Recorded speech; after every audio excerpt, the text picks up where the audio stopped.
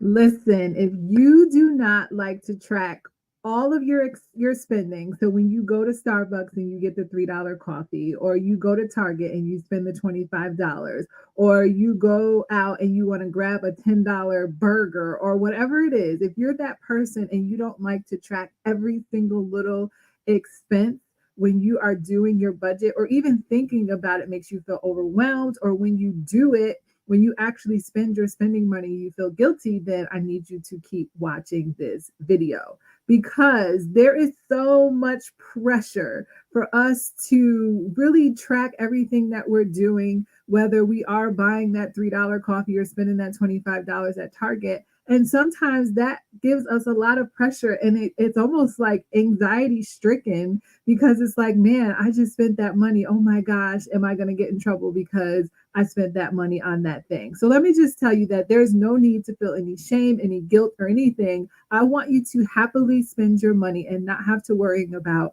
tracking every single dollar. So before we get into it, because I'm going to break it down for y'all, because I'm also going to tell you, I don't need you out here willy-nillying your money and not have any structure at all.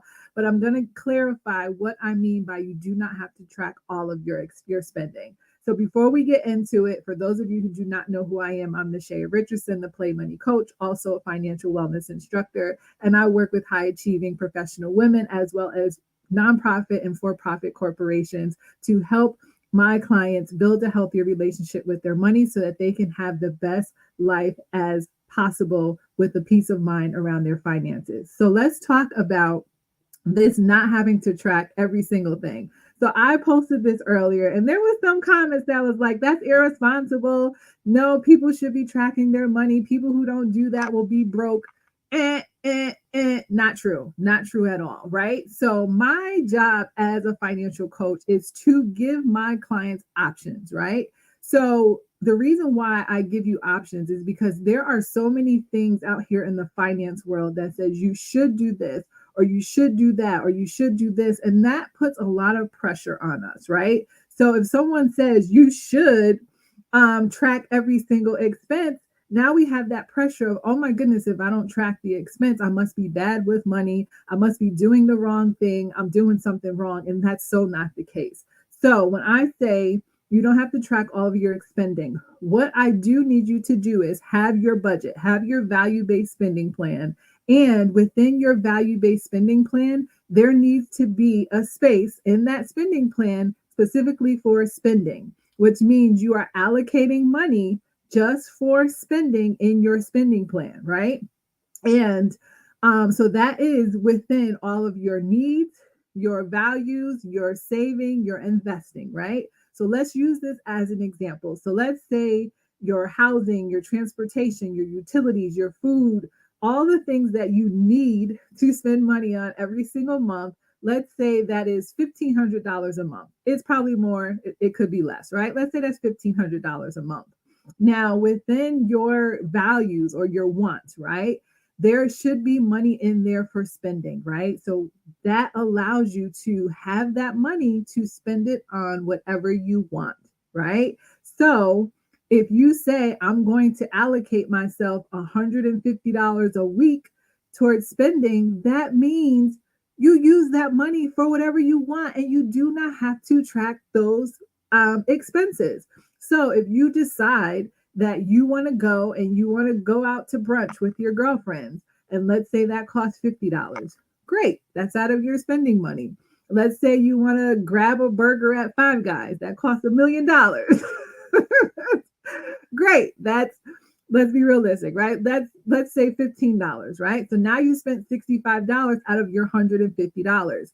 Now, when I'm saying don't track, that means you don't have to say, oh my goodness, if I spend $1 at the gas station on a candy bar, I am a bad person with money and I have to track that. No, the only thing that you have to track is the big number, right? So if you allocated $150 a week towards spending, you know that you can spend whatever you want with that $150.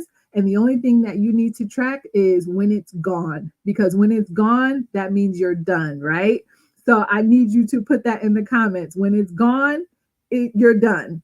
And that's sometimes where people have a difficult time because they may feel a little restrictive because they can't just willy nilly and go spend. But I will tell you that we need to have some type of discipline and restrictions on how we are spending our money so that we can get to the place where we're feeling financially stable and financially free and building that generational wealth, right? But within that process, we do not have to track every single expense. And I'm going to give you an example of myself when I was on vacation. Well, actually, wasn't on vacation last week, but I was on work travel. And I allowed myself $200 for the week. And that was to pay for anything that was not covered by my employer. So whether I wanted to buy a t-shirt or I wanted to go to the movies, right? I had $200 that I allowed myself to spend during that week as my spending money. So, what did I do during that week? I went to a baseball game. At the baseball game, I bought some food. We Ubered as a group, right? We stopped at Walgreens, right? Then we went for a boat ride. After the boat ride, we ate and got food. We had a couple of drinks on the boat ride, right? I also bought some things at the snack thing. All of that stuff I didn't calculate every single thing because it didn't matter what I spent that money on. All I knew is that I couldn't go over my $200 budget for the week.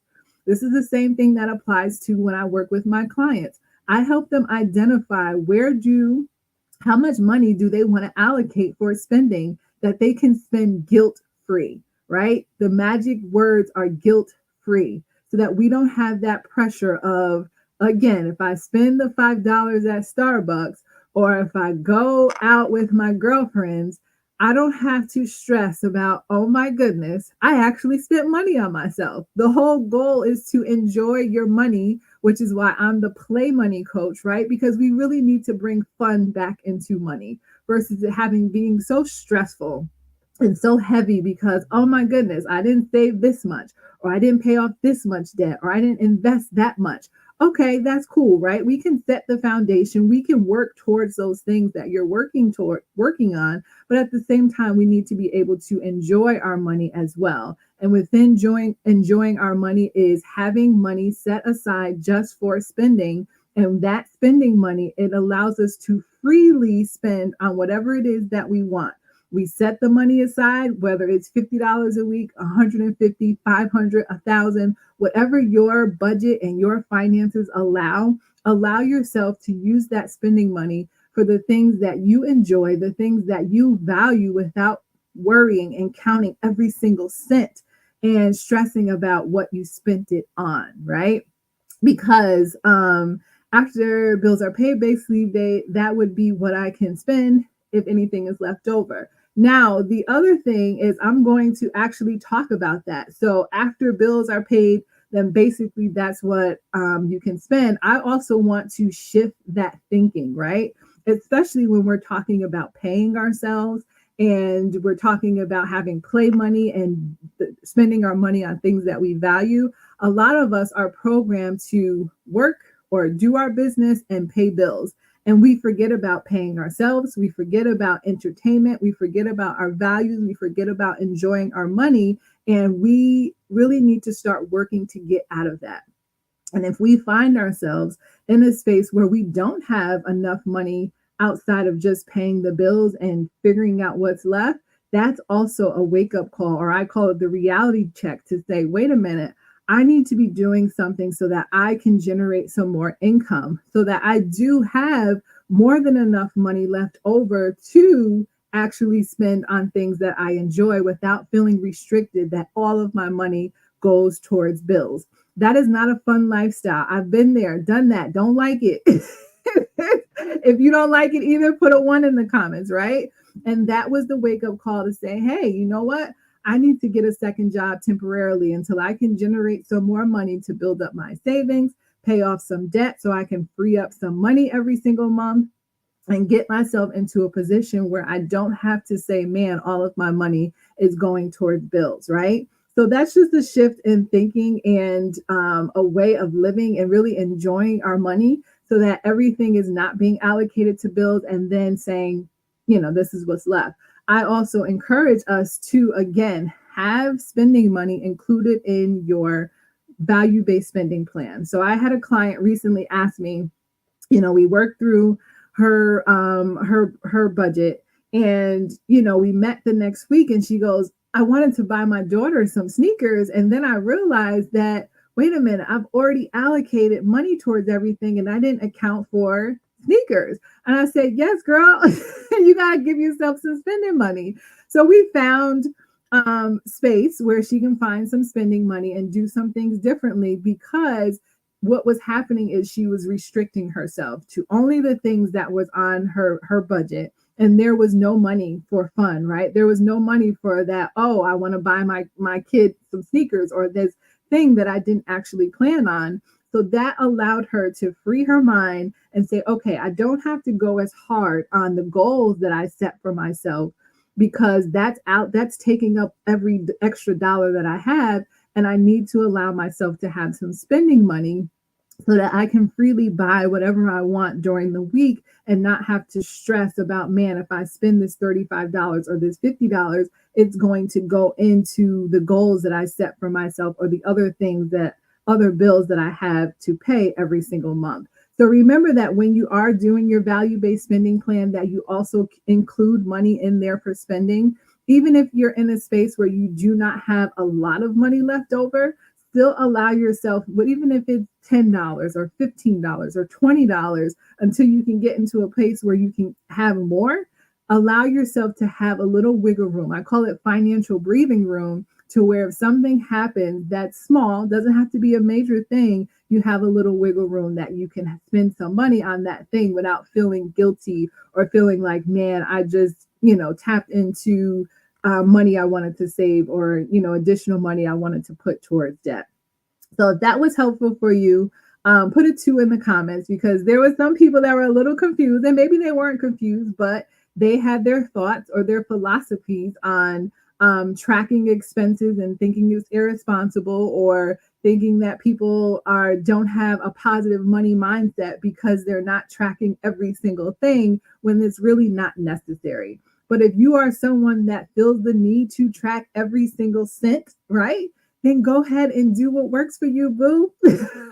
Like, don't let Nashaya be the one to say, don't do it. Find what works for you, which is the beauty of what I do, is really helping you find what works for you, so that you can spend your money freely without guilt, and also know that you are going to crush your goals. You are going to have that peace of mind around your finances, and you are doing it right and in a way that works for you. So if you are like someone that's like, listen, I really need support with this because I don't know where to find spending money or how to set it up so that it is simple, it's easy, and I can do it without stress, then I invite you to direct message me or book a call at meetwithnashaya.com, and we can talk about what it looks like to work together one-to-one, or if you are a for-profit or nonprofit corporation, and you are interested in bringing my services into your community and your clients, feel free to direct message me, and we can talk about what that looks like,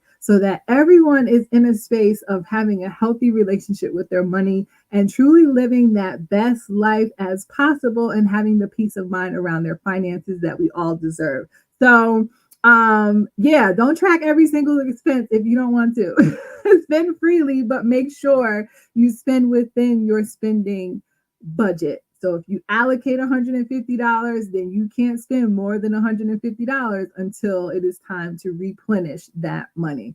So y'all have an awesome evening. Stay safe. And the next topic that comes up that has everyone in a tizzy, I will make sure I come live and talk about it so I can break it down and clarify, so that we're not out here willy-nilly in our money.